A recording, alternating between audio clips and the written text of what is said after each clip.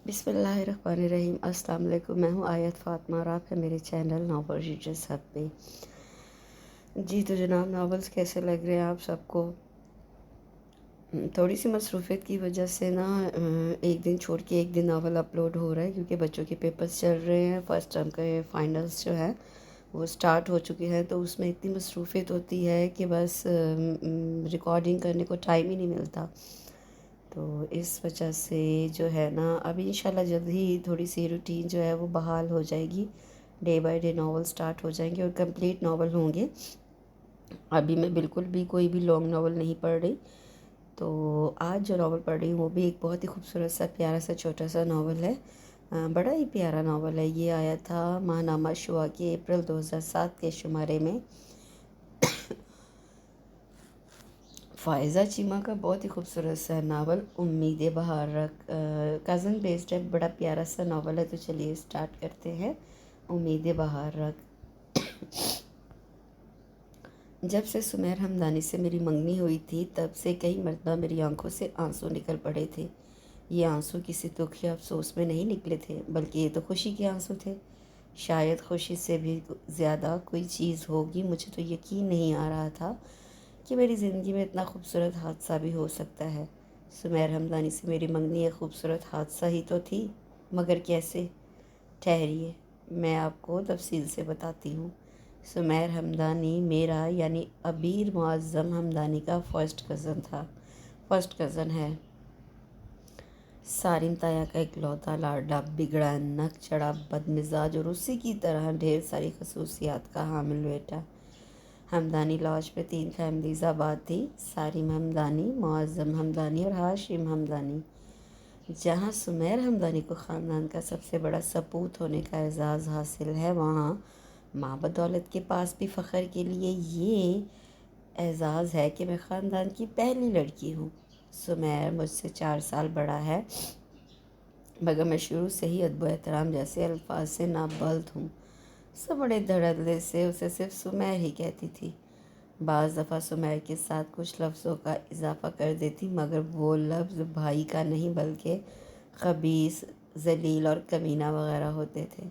और इतने खूबसूरत नाम सुनकर जहाँ सुमेर मुझे धुनक कर रख देता, वहाँ अम्मी भी 2-3 धमोके लगा देती थी और मैं रोते हुए उसे उसी तरह के मज़ीद अलक़ाबात से नवाजती रहती।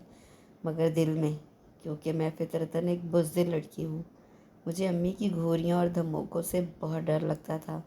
मुझे याद है कि उस वक्त हमारे आसपास में पड़ोस में मेरी हमउम्र कोई लड़की नहीं थी।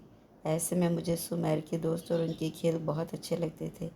मैं ज़िद करके उनके साथ खेलती और फिर ज़रा सी चोट लगने पर यूँ मुँह फाड़ कर रोती कि वो बेचारे सारा वक्त मुझे ही चुप कराते रहते थे।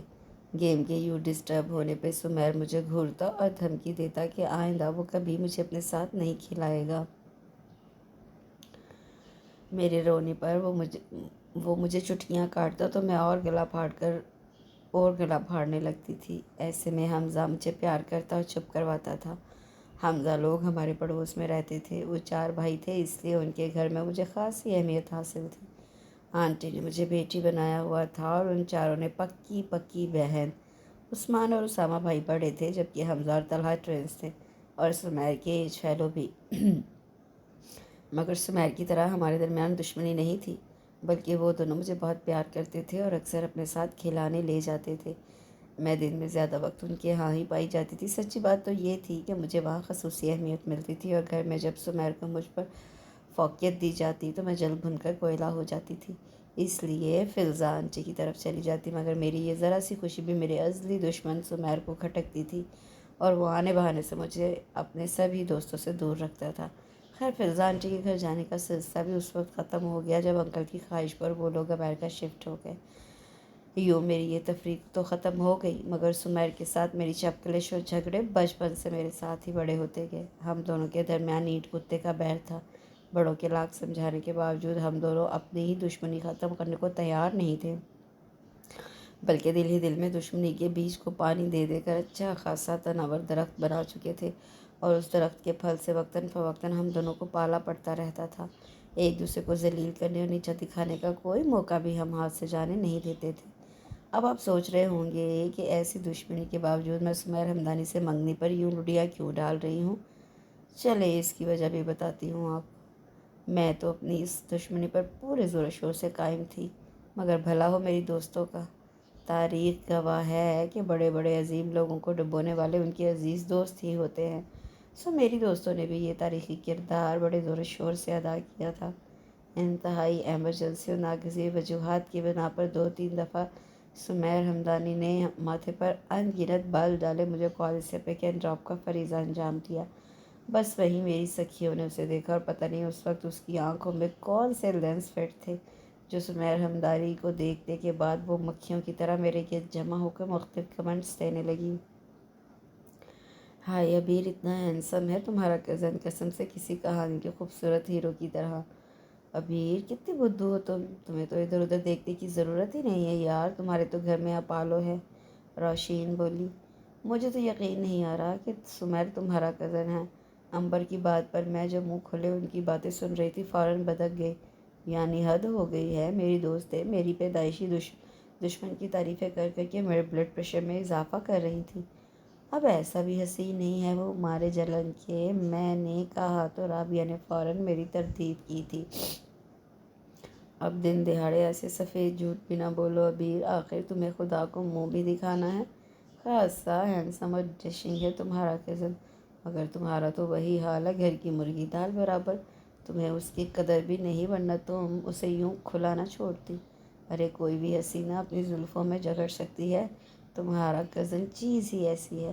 اس قدر مبالغہ رائی پر میں تڑپ اٹھی تھی، اور پھر جو بولنا شروع ہوئی تو بچپن سے لے کر اب تک کے سارے واقعات منوعاً ان کے گوش گزار کر دیے تھے، اور ساتھ ہی اپنا دکھی دل بھی ان کے سامنے کھول کر رکھ دیا جس پر سمیر ہمدانی کے کارناموں کے تیر پیوست تھے۔ مجھے امید تھی کہ میری دکھی داستان سن کر میری دوستیں زیادہ نہیں تو 4-5 آنسو تو ضرور بہا دیں گی، مگر مجھے حقیقتاً شوق لگا جب میری کہانی سن کر وہ سب مجھے گھورنے لگی۔ کتنی چھپی رستم ہو تم، اتنا کچھ ہم سے چھپایا؟ کیا چھپایا ہے میں نے؟ میں حیرت سے بولی۔ ارے پاگل یہی سب تو ہوتا ہے، اتنی بڑی ہو گئی ہو مگر عقل ابھی تک نہیں آئی، اتنی کہانیاں پڑھ پڑھ کر اور فلمیں دیکھ کر بھی تمہیں کچھ سمجھ میں نہیں آیا۔ ایک اکھڑ اور بد مزاج سا کزن جو پہلے لڑتا جھگڑتا ہے اور بہت غصیلا ہوتا ہے، بات بات پر ہیروین کو کاٹ کھانے کو دوڑتا ہے، مگر بڑے ہو کر پتہ چلتا ہے کہ موصوف بچپن ہی سے ہیروین کی محبت میں مبتلا ہوتے ہیں اور یہ غصہ بھی ان کے پیار اور خصوصی توجہ کی علامت ہوتا ہے۔ یوں ایک پھڑکتی ہوئی لو سٹوری شروع ہو جاتی ہے، مزے مزے کے رومانٹک سین اور انجوائمنٹ۔ ارے شکر کرو تم بیٹھے بٹھائے ہیروین بن گئی ہو، امبر نے رشک سے کہا۔ مجھے تو تم معافی رکھو اس بھڑکتی لو سٹوری سے، ہیروین جیسی کوالٹیز تو مجھ میں ہیں مگر میرا ہیرو سڑا ہوا سمیر نہیں ہو سکتا، میں بیزاری سے بولی۔ کتنی ناشکری ہو تم، میرے پورے خاندان میں ایک بھی ایسا لڑکا ہوتا نا تو یقین کرو میں ادھر ادھر دیکھنا بھی بند کر دیتی۔ روشین نے تعصب سے مجھے دیکھا۔ تو چلو تم بھی سمیر کو دیکھ لو اپنے لیے۔ میں نے اسے فراخ دلی سے اجازت دی، یوں جیسے کسی کو چاکلیٹ کی آفر کرتا ہے۔ ہائے کاش ایسا ہوتا، مگر آثار تو یہی ہیں کہ اس نے اپنی ہیروین چن لی ہے، اور وہ بھی تمہارے جیسی بدذوق، بے مروت اور نخریلی ہیروین۔ دیکھو تم ایک عام سے لڑکے کی خاطر اپنے دوست سے غداری کر رہی ہو، میں اپنی اس عزت افزائی پر بھننا گئی تھی۔ دوست ہیں اسی لیے تو تمہیں سمجھا رہے ہیں، تم میں اتنی عقل ہوتی تو رونا کس بات کا تھا؟ ہاتھ آیا ہیرا گنوا رہی ہو؟ ارے سمیر چھوڑنے والا لڑکا نہیں ہے، رابیل بڑی بوڑھیوں کی طرح بولی تو مجھے ہنسی آ گئی تھی۔ سمیر اگر اپنے بارے میں اتنے شاندار کمنٹ سن لیتا تو مجھے یقین تھا کہ مارے خوشی کے وہ شاید دنیا سے ہی چلا جاتا۔ بیچارے کو خود بھی اپنے بارے میں اسی طرح کی خوش فہمی اکثر لاحق رہتی تھی، اور تمہیں پتہ ہے آج کل اس طرح کے ہیرو بہت ان ہیں۔ ان کی فضول گوئیوں میں یہی ایک فقرہ مجھے قابل توجہ لگا تھا، تب ہی میں یہ سن کر پوری طرح ان کی طرف متوجہ ہوئی۔ کیا مطلب؟ مطلب یہ کہ ایک وقت تھا جب دکھی اور سارے زمانے سے خفا ہیرو ہوتے تھے، پھر وقت آیا بگڑے ہوئے دولت مند ہیرو کا۔ خیر یہ ٹرینڈ بھی بدل گیا، پھر شوخ، شرارتی اور محفلوں میں چھا جانے والے ہیرو صاحب کا دور آیا، مگر اب دور ہے سمیر کی طرح کے ہیرو کا۔ یہ جو ہر وقت رسالے چاٹتی رہتی ہے، ان سے ہی کچھ استفادہ کر لینا تھا پاگل۔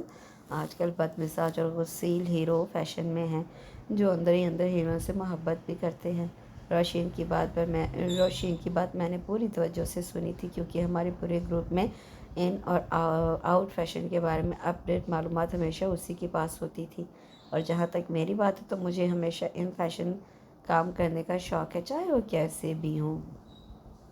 اب شارٹ شرٹ کے فیشن کو ہی لے لیجئے، یہ فیشن نہ تو مجھے پسند ہے اور نہ ہی مجھے سوٹ کرتا ہے، مگر پھر بھی میں بڑے اہتمام سے شارٹ شرٹ پہنتی ہوں۔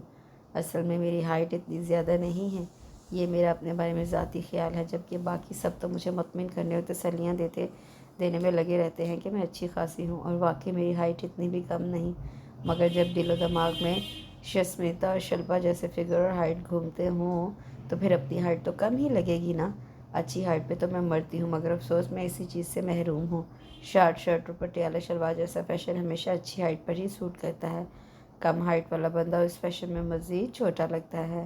اس فیشن میں میری لک بھی بچوں والی لگتی تھی، مگر دل پر صبر کا پہاڑ رکھ کر میں کپڑے ان فیشن ہی پہنتی تھی، اور کپڑے ہی کیا، مجھے تو ہر ان فیشن چیز کا کریز تھا۔ اور اب روشین کے ان فیشن ہیرو کے خاکے نے مجھے سوچنے پر مجبور کر دیا تھا۔ مگر بچپن سے پنپتی دشمنی اتنی بھی کچی نہیں تھی کہ یوں آسانی سے ختم ہو جاتی، مگر یہ بھی حقیقت تھی کہ میں انتہائی معصوم اور نام دل واقعہ ہوئی ہوں، اور میری غدار دوستوں نے میری اسی معصومیت کا فائدہ اٹھا کر مجھے بہکانے میں اہم کردار ادا کیا تھا۔ کہتے ہیں کہ پتھر پر بھی تواتر سے بوندیں گرتی رہیں تو اس میں بھی سوراخ ہو جاتا ہے، اور میں تو اتنی نرم دل تھی کہ 2-3 باتوں سے ہی بہک گئی۔ بس پھر کیا تھا، ان فیشن کے لالچ میں اپنے سالوں کی نفرت کو بہلا پھسلا کر میں نے سمیر ہمدانی پر جو نگاہ خاص ڈالی تو وہ کافی حد تک مجھے معقول لگا تھا۔ اب اپنے دوستوں کی طرح منہ پھاڑ کر میں اس کی تعریفوں میں رطب اللسان تو ہونے سے رہی، آخر میری 19 سالہ دشمنی کی بھی کوئی حیثیت اور عزت تھی۔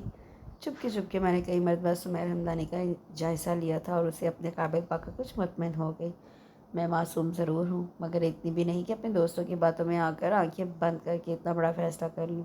یوں میری دوستوں کی کوشش سے میری سیدھی سادی زندگی ایک لو سٹوری میں بدل گئی تھی۔ میں نے اپنے دوستوں کی اتنی باتیں صرف اس لیے مانی تھی کہ مجھے اس میں فائدہ ہی نظر آیا تھا، مگر ان کی ہر بات ماننا میرے لیے ممکن نہیں تھا۔ سمیر کو خود سے کارڈ اور گفٹ تو میں کبھی بھی نہ دیتی۔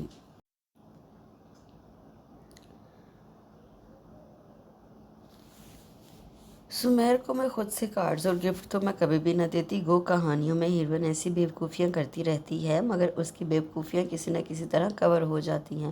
مگر مجھے یقین تھا میری ایسی کسی بھی حرکت کے منظر عام پر آنے پر آغا جان نے کسی راہ چلتے کو پکڑنا تھا اور 2 بول پڑھوا کر مجھے اس کے ساتھ ہی روانہ کر دینا تھا۔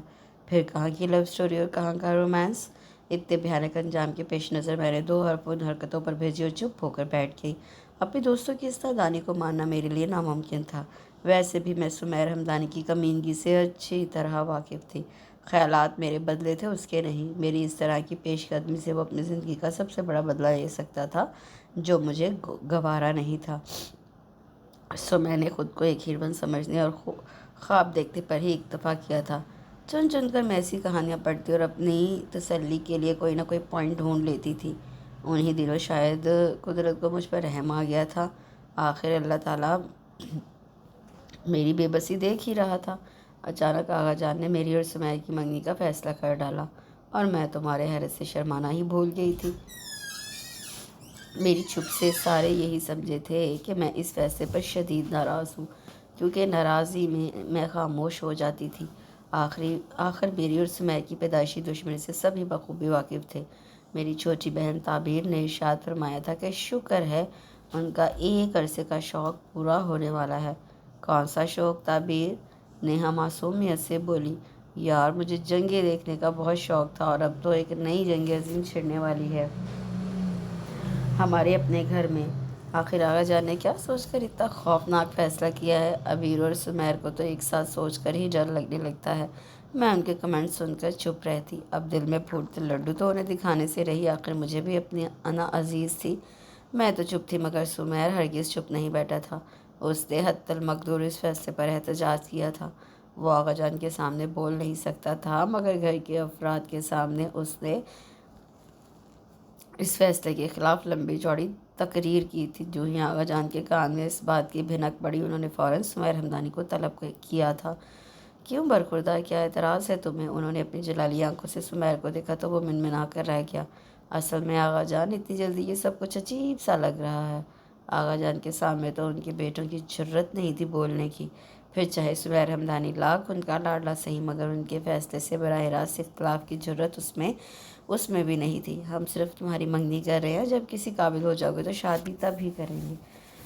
ان کے روک انداز پر وہ کچھ اور بول ہی نہیں سکا تھا۔ اس ساری کارروائی سے مجھے تعبیر اور نیہا نے باخبر کیا تھا۔ بقول نیہا کہ سمیر بھی تمہاری طرح اس منگنی سے پریشان اور دکھی ہے۔ وہ بیچارہ منگنی سے نہیں، عبیر کے ساتھ منگنی سے پریشان ہے۔ تعبیر نے نیہا کی تصحیح کی تو میں جل بھن کر رہ گئی۔ میں نے پریشانی سے سوچا، کیا واقعی سمیر راضی نہیں؟ کہانیوں میں تو ایسا نہیں ہوتا۔ اپنے فکر مند دل کو میں نے یہ کہہ کر تسلی دی تھی کہ سمیر دل میں تو خوش ہوگا، بس میری ترہانہ کو بلند رکھنے کے لیے یہ واویلا کر رہا ہے۔ دل بہلا پھسلا کر میں نے اپنی فرینڈ کو ان کے اندازوں کے سچ ہونے پر ایک شاندار ٹریٹ دی تھی۔ ناشتہ کر کے سب اپنے کالجز اور سکولز کی طرف روانہ تو ہوئے تو میں اطمینان سے کچن صاف کرنے لگی تھی۔ میں ان دنوں فری تھی، ایگزامز کے بعد رزلٹ کے انتظار میں گھرداری سیکھ رہی تھی۔ بقول امی کہ یہ پڑھائی سے زیادہ ضروری ہے۔ میری منگنی کی مجھ سے بھی زیادہ خوشی تو میری امی کو ہوئی تھی۔ انہیں ہمیشہ سے فکر لگی رہتی تھی کہ مجھ جیسی منہ پھٹ، ضدی اور بگڑی ہوئی لڑکی کا کیا بنے گا۔ اب جہاں ان کی یہ فکر ختم ہوئی تھی، وہاں سمیر سے ان کی ہمدردی میں بھی اضافہ ہو گیا تھا۔ وہ ان کی اس بیٹی کا منگیتر تھا جس سے ساری زندگی انہیں ہلائے رکھا تھا۔ جس دن سے میری اور سمیر کی منگنی ہوئی تھی، اس دن سے امی سمیر کا پہلے سے بھی زیادہ خیال رکھنے لگی تھی، جس کی وجہ مجھے تو یہی نظر آتی تھی کہ آخر وہ ان کا ہونے والا داماد ہے، مگر تعبیر کا کہنا تھا کہ وہ اس زیادتی کی تلافی کر رہی ہیں جو آغا جان نے اس کے ساتھ کی ہے۔ پتہ نہیں سب کو وہی کیوں معصوم لگتا تھا۔ خیر، یہ تو ایک علیحدہ بحث ہے۔ بات ہو رہی تھی اس دن کی جب میں کچن میں کام کر رہی تھی۔ امی، چچی اور تائی امی لاؤنج سے چائے لیے بیٹھی تھی اور ساتھ ہی کوئی خاندان کا قصہ چھیڑے بیٹھی تھی۔ تبھی سمیر تیار ہو کر آفس جانے کے لیے نکلا۔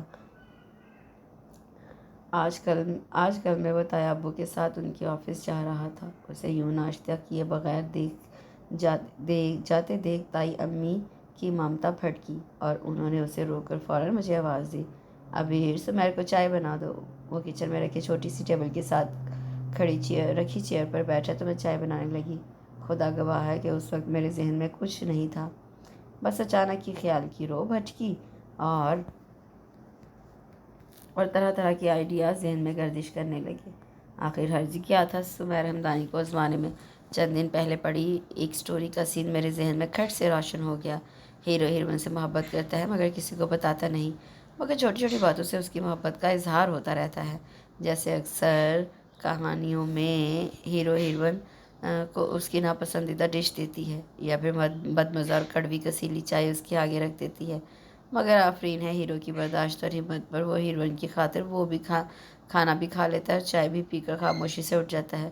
اس طرح کے کئی سین میرے ذہن میں روشن ہو گئے تھے۔ بس پھر کیا تھا، میں نے سوچا کیوں نہ سمیر ہمدانی کو بھی پرکھا جائے۔ بس اس خیال کا آنا تھا کہ اچھی خاصی چائے بناتے ہوئے میں نے چائے میں چینی کی جگہ نمک ڈال دیا۔ دل خوش فہم کو پوری امید تھی کہ رزلٹ حسب توقع ہوگا۔ چائے سمیر کے آگے رکھ کر میں دل ہی دل میں گنگناتی ہوئی سنک کی طرف بڑھی جہاں میں اس کے آنے سے پہلے برتن دھو رہی تھی۔ مجھے یقین تھا کہ جب میں پیچھے دیکھوں گی تو کب خالی ہوگا اور سمیر جا چکا ہوگا، مگر اچانک جو ہوا وہ مجھے سمجھ میں ہی نہیں آیا۔ کپ سامنے دیوار پر لگا اور اس کے ٹوٹنے کی آواز میرے کانوں نے بخوبی سنی تھی۔ گرم چائے کے کچھ چھینٹے میرے پاؤں پر پڑے تو میں مڑی۔ ہائے، یہ کیا ہوا؟ کہانی میں تو ایسا نہیں ہوا تھا۔ دل خوش فہم کو جھٹکا سا لگا۔ امی اور چچی بھاگ کر کچن میں آئی، میرا دل ٹوٹنے کی آواز سن کر نہیں بلکہ کپ ٹوٹنے کی آواز سن کر۔ کیا ہوا؟ یہ تو آپ اپنی لاڈلی سے پوچھیں۔ تائی امی کے استفسار پر وہ خونخوار نظروں سے مجھے دیکھتا ہوا باہر نکل گیا۔ خواتین میری طرف متوجہ ہو گئی اور میں کوئی ایسا بہانہ ڈھونڈنے لگی جو سمیر کے خلاف اور میرے حق میں جاتا۔ منگنی اور محبت اپنی جگہ پر، سمیر کی حرکتوں نے مجھے پہلی والی عبیر بنانے میں ایک لمحہ نہیں لگایا تھا۔ بس پھر کچھ نہ پوچھے کیسے میرے خوابوں کے اور خوش فہمیوں کے محل دھڑا دھڑ گرنے لگے تھے۔ کئی افسانوی سین رونما ہوئے تھے مگر کہیں بھی سمیر کا رویہ ہیرو والا نہیں لگا تھا، بلکہ وہ تو ویلن سے بھی زیادہ ظالم لگا تھا۔ ابھی کچھ دن پہلے کا ہی واقعہ سنیے۔ میں لان میں پودوں کی دیکھ ریکھ میں مصروف تھی، مالی بابا کے ساتھ बड़ी सी कैंची लेकर पौधों की एक्स्ट्रा शाखों की कटिंग कर रही थी, तभी अंदर से मौसूफ निकले। माना कि ब्लैक पैंटर स्किन कलर की शर्ट में अच्छा खासा डैशिंग लग रहा था, और दिल में मैंने उसे सराहा भी था, मगर ऐसा भी यूसुफ हसानी नहीं लग रहा था कि जिसकी खातिर मैं अपनी उंगलियां काट डालती। इतनी तशद्दुद पसंद तो मैं कभी भी नहीं थी। मैं तो ख़ुद को मामूली सा नाखून भी नहीं छू सकती थी, कजा कि सुमैर हमदानी के लिए मैं ख़ुद को कोई ज़ख़म लगाती। मगर भला हो मेरी किस्मत का जिसने कभी मेरा साथ नहीं दिया। यकीन कीजिए कि चाय में तो नमक मैंने जानबूझकर डाला था, मगर ये हरकत मैंने जानबूझकर नहीं की थी। मैंने बताया ना कि मैं तो ख़ुद को गैर मामूली सी खराश भी नहीं डाल सकती थी। फिर ये तो बहुत बड़ा ज़ख़म था। जाने कैसे मेरे हाथों से बड़ी सी कैंची फिसली और उसकी नोक सीधी मेरे पाँव पर जा लगी थी। बेतहाशा दर्द के एहसास ने मुझे झंझोड़ कर रख दिया था। भल भल खून को निकलते देखकर मैं हवास बाख्ता होकर रोने लगी। जब भी वो मेरी तरफ मतवज्जा हुआ, क्या हुआ, अंदाज़ ऐसा था जैसे पूछ रहा हो क्या तकलीफ़ है। मुझे और ज़ोर से रोना आ गया। अब बचपन तो था नहीं कि जो वो मुझे 2 थप्पड़ लगा देता। हाँ अलबत्ता झुंझला के मुझे देखने लगा। अब तुम छोटी नहीं रही हो, मुंह फाड़ने की कोई वजह भी तो होगी। उसके तंज़िया लहजे पर मैंने पाँव की तरफ इशारा किया तो वो मेरा पाँव देखने लगा। देख कर काम किया करो ना, तुम्हारा ख्याल है मैंने शौक़ से ये खून निकाला है। बजाय इजहार अफसोस करने के जब उसने मुझे नसीहत की तो मुझे आग लग गई थी। अब मुझे क्या पता, वो बेनियाजी से बोला तो मेरा दिल चाहा वही कैंची उठाकर सुमैर हमदानी के सर पर दे मारूं। इस शख्स को सिर्फ एक ही काम आता था और वो था मेरा दिल जलाना। हीरो तो हीरोइन की चोट पर तड़प उठते हैं। वो मशहूर ज़माना लैला मजनू की दास्तान में मार मजनू को पड़ती थी तो ज़ख़म लैला के हाथों पर आ जाते थे। अब इस मॉडर्न दौर में ऐसी मोहब्बत तो मिलने से नहीं, मगर सुमैर हमदानी मेरे दर्द पर दुखी तो हो सकता था ना। और कुछ नहीं तो मुझे सहारा देकर अंदर ही ले जाता, मगर सुमैर हमदानी तो दुनिया का जालिम तरीन इंसान था। कभी कभी तो मैं उस वक्त को कोसती थी जब अपनी दोस्तों की बातों में आकर मैंने अपनी 19 साल पुरानी दुश्मनी को नज़रअंदाज करके सुमैर हमदानी को निगाह ख़ास से देखा था। मारे गुस्से, दुख और तकलीफ़ के मैं बाआवाज़ बुलंद चिल्लाई थी। ताबीर, नेहा, अम्मी, साथ ही मैंने अंदर जाने के लिए लड़खड़ाते हुए कदम बढ़ाया। सुनो, दिल खुश फहम धड़का। ज़ख़म पर सनी प्लास्ट लगा लेना। अब की बार मेरा दिल चाहता कि कोई भारी चीज़ उसके सर पर मारने की बजाय अपने सर पर दे मारूं। सुमैर हमदानी की कमीनगी और खबासत से आगाही के बावजूद गलती तो मेरी थी, जो उससे ढेर सारी तवक्कुआत वाबस्ता कर बैठी थी, और मशवरा यूँ दिया जा रहा था जैसे मुझे सुई चुभी हो जो सनी प्लास्ट लगा लो। उस खूबसूरत मशवरे के बाद तो मुझे सनी प्लास्ट के पूरे डब्बे की ज़रूरत थी। ज़ख़म पर तो 2-3 ही लगते, मगर टूटे ज़ख्मी दिल पर लगाने के लिए मुझे पूरा डब्बा चाहिए था। हाय सुमैर हमदानी, तुम्हारा बेड़ा गर्क हो। अल्लाह करे तुम्हें इससे भी बड़ी चोट लगे। उसे कोसे और बद्दुआएं देते हुए मैं सिरे से ही फरामोश कर बैठी थी कि वो मेरा मंगेतर भी है। बंदा क्या कर सकता है जब उसकी किस्मत ही ख़राब हो। मंगने के बाद मेरा दिल इतनी दफ़ा टूटा था कि अब तो मुझे गिनती करना भी मुश्किल हो गया था। अगर मैं पहले वाली अबीर होती तो दूबदू से जवाब देकर अपने दिल और इंतकाम की आग को ठंडा करती, मगर जब से दिल की हालत बदली थी तब से मैं इंतहाई डबल माइंडेड हो गई थी। कभी दिल चाहता कि उसे खूब खरी खरी सुनाऊं, और कभी मंगेतराना जज्बात ऊद कर आते। दिल खामख्वाह उससे तवक्कुआत वाबस्ता कर लेता, उसे हर इल्ज़ाम से बचा लेता। सुमैर हमदानी ने मेरे हर ख्वाब और उम्मीद को तोड़ डाला था। अब तो मुझे अपनी बेबसी पर रोना आने लगा था। मैं एक और वाक़या आपको सुनाती हूँ जिससे आपको अंदाज़ा हो जाएगा कि मेरी हालत कितनी काबिल रहम है। राबेल की शादी तय हो गई थी। उसके दूर पार के रिश्तेदारों में से किसी का प्रपोज़ल आया था जो उसके वालिदैन को माकूल लगा, और उनके हाँ करते ही झट मंगनी और पट ब्याह वाला मामला हुआ था। उसके इंगेजमेंट के फंक्शन में जाकर मैंने उसे जी भर कर कोसा था और खूब खरी खरी सुनाई थी। तुम्हारा सत्यानाश हो राबेल, मुझे इस मुसीबत में डालकर खुद मज़े से शादी करवा रही हो। इस वक्त तुम भी बढ़ चढ़ कर बोल रही थी सुमैर हमदानी की तारीफ़ों में। मेरी इस कदर खातिर तवाज़ो के बावजूद वो ढीठ बनी मुस्कुराती रही, जबकि अंबर ने मेरी दुखी दास्तान सुनकर एक गमगुसार सहेली का हक अदा करते हुए मुझे तसल्ली दी थी। पैवस्ता रे शजर से उम्मीदें बहार रख। राबेल की शादी का फंक्शन लेट नाइट था, जिसकी इजाज़त की खातिर मुझे लंबी चौड़ी मिन्नतें करनी पड़नी थी। तवील बहस व तकरार के साथ मुझे जाने की इजाज़त मिली भी तो सुमैर हमदानी के साथ बकौल आगा जान के कि वो फैमिली का सबसे ज़िम्मेदार बच्चा है। مجھے اس بات سے شدید اختلاف تھا، مگر فی الحال میں اس کا اظہار کر کے پھنسنا نہیں چاہتی تھی، سو مجھے اسی کے ساتھ جانا پڑا۔ گو میرا بیچارہ دل ساری توقعات ٹوٹنے کے بعد کافی خاموش سا تھا، مگر اس بھرپور ثانوی سچویشن میں امید کی ایک ننھی سی کرن جگمگائی تھی کہ شاید اب کی بار سمیر ہمدانی کھل کر سامنے آ جائے۔ یہ کمبخت دل بھی نہ بار بار ذلیل ہونے کے باوجود بھی اپنی حرکتیں نہیں چھوڑتا۔ رائل بلو شفون کے سوٹ میں میں یقیناً غضب ڈھا رہی تھی۔ تیار شیار ہو کر میں نکلی تو امی نے تنقیدی نظروں سے مجھے دیکھا۔ ابیر، اتنی سردی میں ہاف سلیوز، اوپر کوئی گرم شال لے لو۔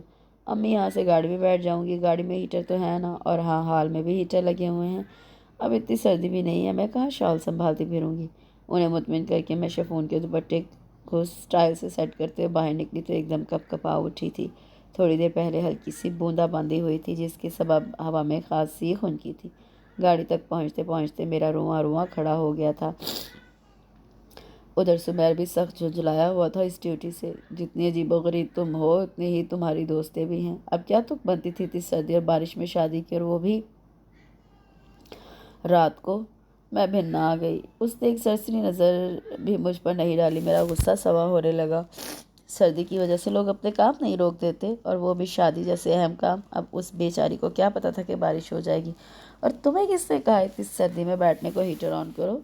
سردی سے بچتے دانتوں کو ایک دوسرے پر مضبوطی سے جما کر میں نے کہا، مجھے بھی کوئی شوق نہیں ہے سزا بھگتنے کا، ہیٹر خراب ہے گاڑی کا۔ کیا؟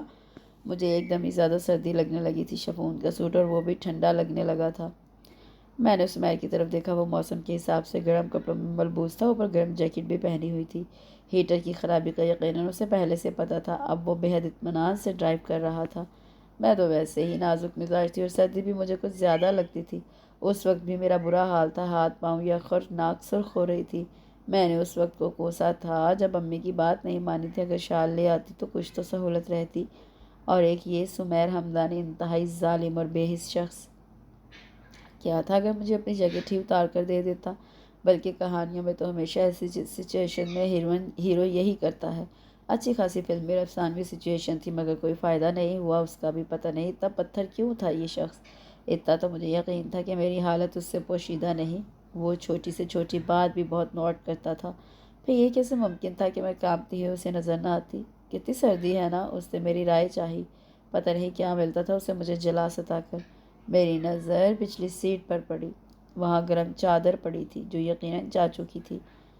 سمیر نے میری نظروں کا تعاقب کیا، اور اس سے پہلے کہ میں وہ شال اٹھاتی اسے پیچھے سے شال پکڑ کر ڈرائیونگ کرتے ہوئے ایک ہاتھ سے شال اپنے اوپر پھیلا لی تھی، اور میں ہکا بکا اسے دیکھنے لگی۔ بہت سردی ہے، وہ پھر بولا۔ مجھے اپنا مستقبل انتہائی خوفناک دکھائی دینے لگا تھا۔ رزلٹ کے بعد یونیورسٹی میں ایڈمیشن لیا تو ساری دوستیاں ایک دم چھوٹ گئی تھی۔ میری ساری دوستیں انتہائی بے وفا نکلی تھی۔ رابیل کی شادی ہو گئی، امبر کراچی شفٹ ہو گئی، اور بلا کی فیشن کانشیس روشین بی آرام سے گھر بیٹھ گئی تھی۔ میرے پرزور اصرار پر فرمانے لگی، یار تمہارا شادی والا مسئلہ تو حل ہی ہے، تم آرام سے پڑھ سکتی ہو، مگر میرے لیے اس وقت سب سے بڑا مسئلہ یہی ہے، آج کل رشتے کرنے والوں میں گریجویشن بڑا ان فیشن ہے۔ ایم اے پاس لڑکی کو تو لوگ بوڑھی سمجھتے ہیں، اور میرے چہرے پر یہ جو تھوڑی بہت معصومیت ہے نا، یہ بھی باہر نکلنے سے ختم ہو جائے گی۔ ماسٹرز کر کے میں نے کون سا تیر مار لوں گی؟ گھر میں حسن نکھاریے کے ٹوٹکوں پر عمل کر کے اور کچھ وظیفے کروں گی تو شاید میری بھی نیا جلد پار لگ جائے۔ روشین کی منطق میری سمجھ میں تو نہیں آئی تھی، مگر آخرکار مجھے اکیلے ہی یونیورسٹی جانا پڑا، جہاں شروع میں ہر قدم پر میں نے ان بے وفاؤں کو مس کیا تھا۔ پھر آہستہ آہستہ روٹین سیٹ ہوتی گئی۔ وہاں علیشا سے میری کافی دوستی ہو گئی تھی، اور اس دوستی میں 100% ہاتھ علیشا کا تھا۔ اس سے جب مجھے دوستی کی آفر کی تو میں اسے نظر انداز نہیں کر سکی تھی۔ وہاں کے ماحول میں ایڈجسٹمنٹ کے لیے مجھے ایک دوست کی اشد ضرورت تھی۔ گو علیشا کی کافی عادتیں مجھے ذرا بھی اچھی نہیں لگتی تھی۔ وہ حد سے زیادہ بے باک اور موڈ تھی۔ اس کے ساتھ چلتے ہوئے مجھے عجیب سی شرمندگی ہوتی تھی، ایک تو اس کی ڈریسنگ کی وجہ سے، اور دوسرا اس کے ساتھ چلتے ہوئے مجھے کم از کم 6-7 منٹ پر رکنا پڑتا تھا۔ اس کا سوشل سرکل خاصا وسیع تھا، جس میں تقریباً سبھی لڑکے تھے اسی کی طرح کے، بے باک اور شوخ۔ مجھے تو اکثر اس بات پر حیرت ہوتی تھی کہ اتنے کم وقت میں اس نے اتنے ڈھیر سارے فرینڈز کیسے بنا لیے تھے۔ میری پوری کوشش تھی کہ میں ایک دو اور فرینڈز بنا لوں، مگر مجھے اس کا موقع ہی نہیں دیتی تھی۔ میں جتنا اس کی کمپنی سے بچنے کی کوشش کرتی وہ اتنا ہی مجھ پر ملتفت ہوتی تھی۔ ڈپارٹمنٹ میں اس کی ریپوٹیشن اچھی نہیں تھی. میں نے چند ایک لوگوں سے سرسری سنا تھا اور مجھے یہ ڈر تھا کہ کہیں اس کی وجہ سے میری ریپوٹیشن پر اثر نہ پڑے. میں نے اس سے دور بھاگنے کی ہر ممکن کوشش کی تھی مگر وہ کہیں بھی مجھے اکیلا نہیں چھوڑتی تھی. اس سے پہلے کہ وہ مجھے صاف صاف لفظوں میں اسے منع کرتی کہ اچانک وہ بھیانک حادثہ ہو گیا. اس دن میں یونیورسٹی آئی تو پتہ چلا کہ اسٹرائک کی وجہ سے ساری کلاسز آف ہے. یونیورسٹی سے گھر اتنا دور تھا کہ اکیلے جانے کی مجھ میں ہمت نہیں ہوئی اور وین نے مجھے مقررہ ٹائم پر ہی لینے کے لیے آنا تھا. اب اتنا لمبا انتظار کون کرتا؟ تبھی علیشا اصرار کرنے لگی کہ میں اس کے ساتھ اس کے گھر چلوں. اس کا گھر یونیورسٹی سے بہت نزدیک تھا. اس کی آفر پر میں کچھ سمجھ میں نہیں آ رہا تھا کہ میں کیا کروں. محض چند دن کی دوستی تھی اور یوں منہ اٹھائے اس کے گھر چلے جانا مجھے اچھا نہیں لگ رہا تھا. مگر اس کے مجبور کرنے پر میں اس کے ساتھ چلی گئی. تم فکر نہ کرو، میں 2-3 گھنٹے بعد تمہیں خود ہی چھوڑ آؤں گی. چلو اسی بہانے تم میرے گھر تو چلو. اس کی تسلیوں نے کافی حد تک مجھے مطمئن کر دیا تھا. ہم اس کے گھر پہنچے تو وہاں کوئی بھی نہیں تھا. اس نے بتایا کہ گھر میں صرف اس کی ممی ہوتی ہیں. اس کے ممی پاپا میں علیحدگی ہو چکی تھی. وہ اکلوتی تھی اور اپنی ممی کے پاس رہتی تھی. ملازم کو کولڈ ڈرنک لانے کا کہہ کر وہ کسی سے فون کرنے لگی.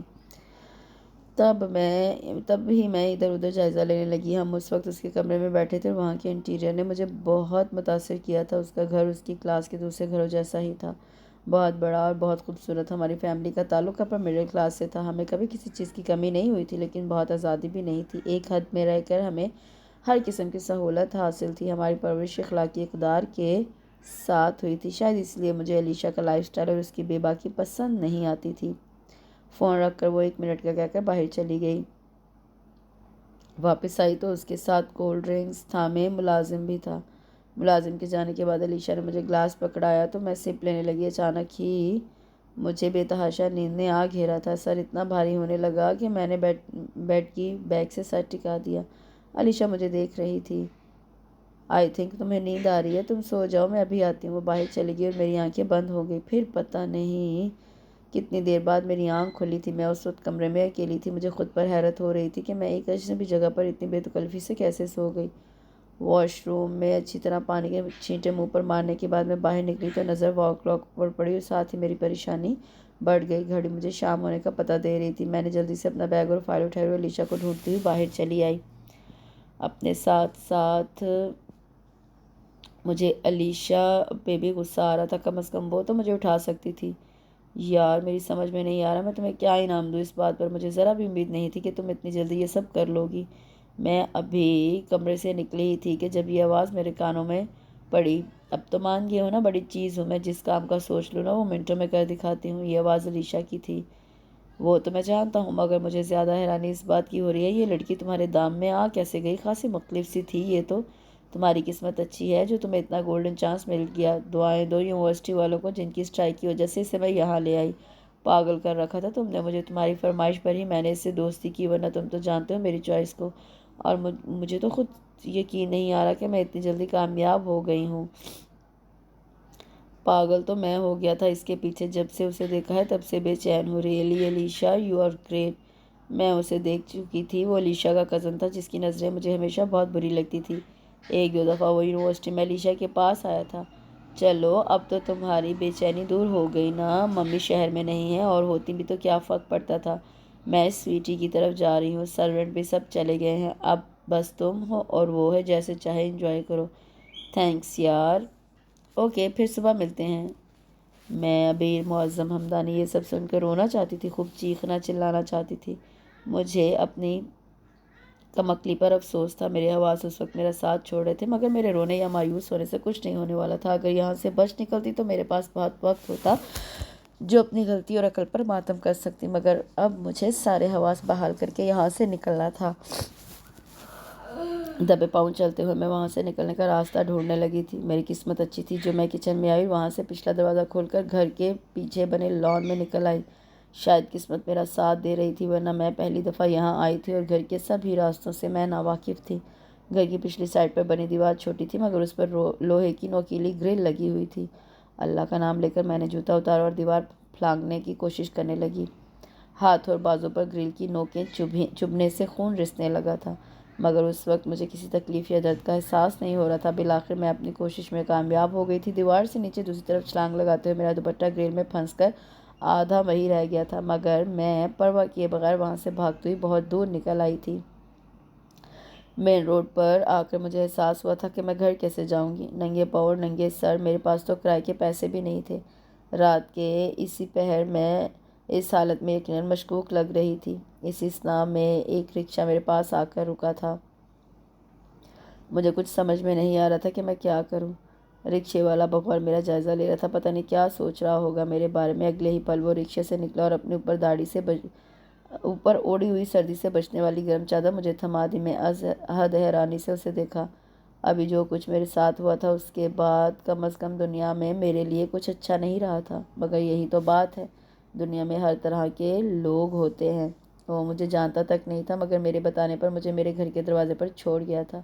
بنا اپنا کرایہ لیے گیٹ کھول کر میں اندر بڑھی تو میرے سامنے سبھی چہرے آ گئے، بے تحاشا پریشان اور متوحش چہرے، اور میں نے جو بمشکل اپنی حواس بحال کر رکھے تھے اچانک ہی ڈھہ گئی۔ زندگی میں بہت سے ایسے حادثے ہوتے ہیں جو آپ کو سر سے پاؤں تک بدل دیتے ہیں، مگر اس حادثے نے تو مجھے کہیں کا نہیں چھوڑا تھا۔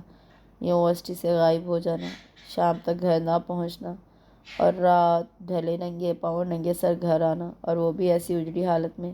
یہ وہ باتیں تھیں جو نظر انداز کرنے والی نہیں تھیں، سوالوں کا ایک لامتناہی سلسلہ تھا جن کے جواب دینا، گھر والوں کو مطمئن کرنا میرے لیے ناممکن تھا۔ اتفاقاً اس دن پھپھو اور چچی کی بہن بھی آئی ہوئی تھی۔ یوں میری یونیورسٹی سے گمشدگی اور اس حالت میں واپس آنے کی خبریں منٹوں میں ہی پورے خاندان میں پھیل گئی تھیں۔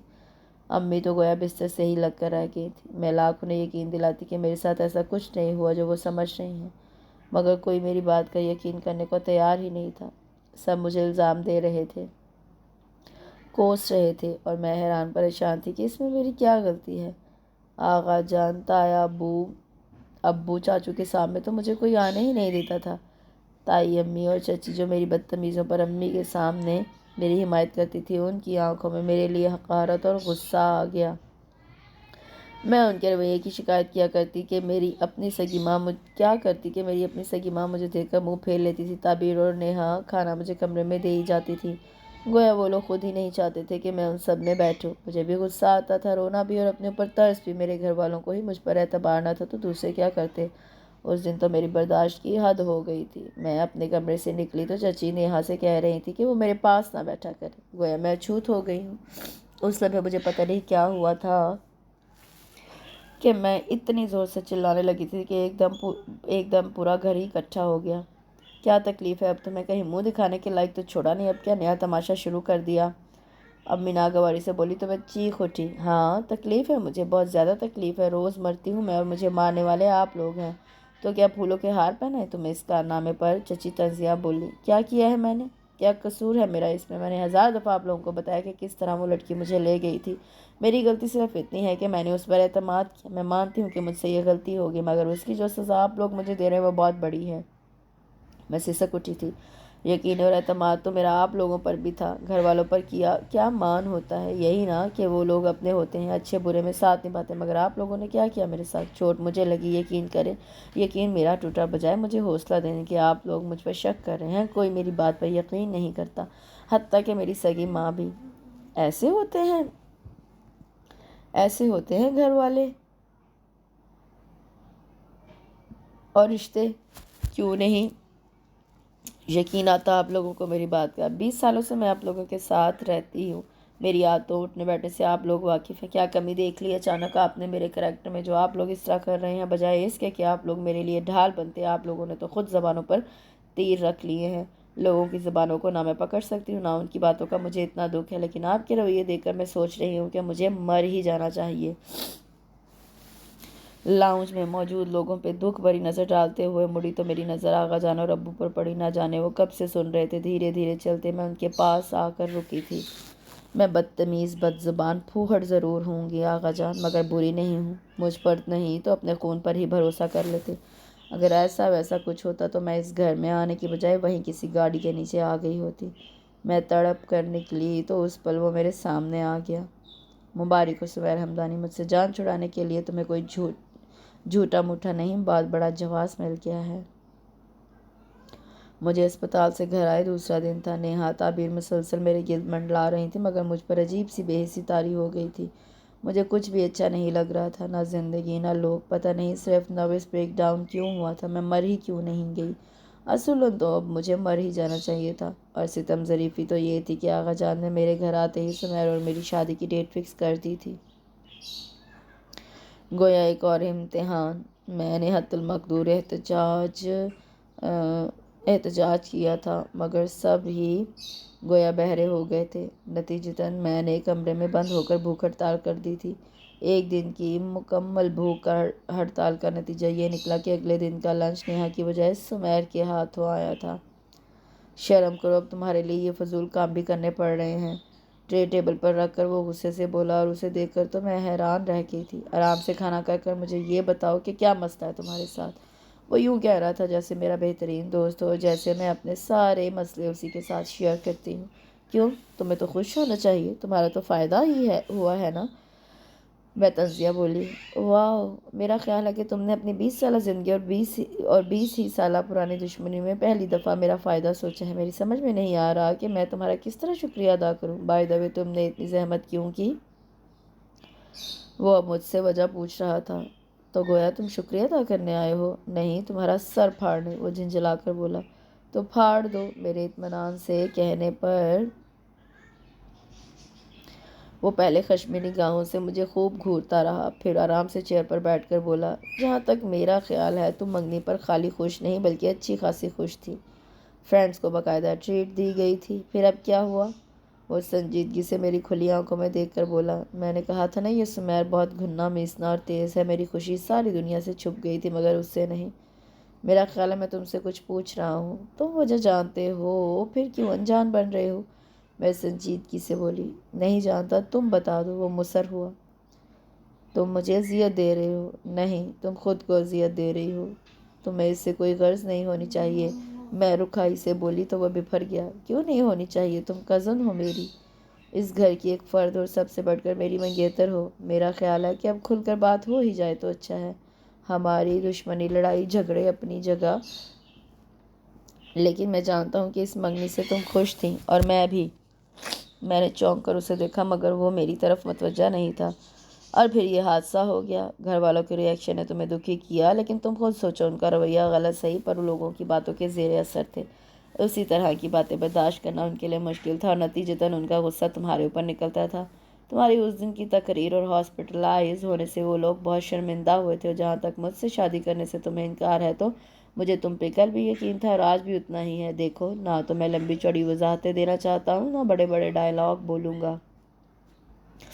مجھے اسی بدتمیز اور پوہر لڑکی سے شادی کرنی ہے۔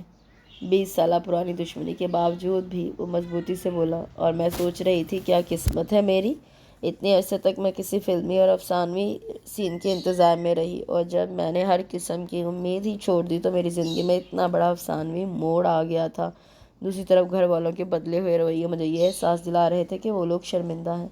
میں بھی اس خوفناک حادثے کو بھول کر پہلے کی طرح زندگی گزارنا چاہتی تھی، اور پھر سمیر کے منہ سے ساری باتیں سن کر میں نے بھی زیادہ اڑی کرنا مناسب نہیں سمجھا تھا۔ تو گویا تمہیں مجھ سے محبت ہے؟ اسے ادھر ادھر کی باتیں کرتا دیکھ کر میں نے اس سے گلوانے کی کوشش کی۔ یہ تم سے کس نے کہا؟ لگ تو یہی رہا ہے، میں یقین سے بولی۔ اپنی منگیتر سے شادی کرنے میں محبت کہاں سے آ گئی؟ وہ اطمینان سے بولا۔ پتہ نہیں اتنے گھنے بندے کے ساتھ میری زندگی کیسے گزرے گی، میں نے پریشانی سے سوچا۔ آخر تم مان کیوں نہیں لیتے کہ تم مجھ سے محبت کرتے ہو؟ میں جھنجھلا کر بولی، کیوں؟ کیا میرا دماغ خراب ہو گیا جو میں تم سے محبت کروں گا؟ تو پھر شادی کیوں کر رہے ہو؟ یہ کیسے ممکن تھا کہ جہاں ہم بیٹھے ہوں وہاں دنگا فساد نہ ہو؟ اس نشست کا اختتام بھی جھگڑے پر ہی ہوا تھا۔ وہ مجھے چڑھا رہا تھا اور میں اسے۔ نیہا نے کمرے میں جھانکا اور کچھ دیر یہ معرکہ دیکھنے کے بعد گھر کے باقی لوگوں کو اطلاع دینے کے لیے چل پڑی۔ اس کے ساتھ اس بہت ہی خوبصورت سے ناول کا اختتام ہوتا ہے۔ کمنٹ سیکشن میں آپ لوگوں کے کمنٹس کا مجھے انتظار رہے گا۔ مجھے ضرور بتائیے گا کہ آپ کو یہ ناول کیسا لگا۔ کل انشاءاللہ ایک نئے اور اچھے ناول کے ساتھ حاضر ہوں گی۔ اپنا بہت سا خیال رکھیں، دعا میں یاد رکھیں۔ اللہ حافظ۔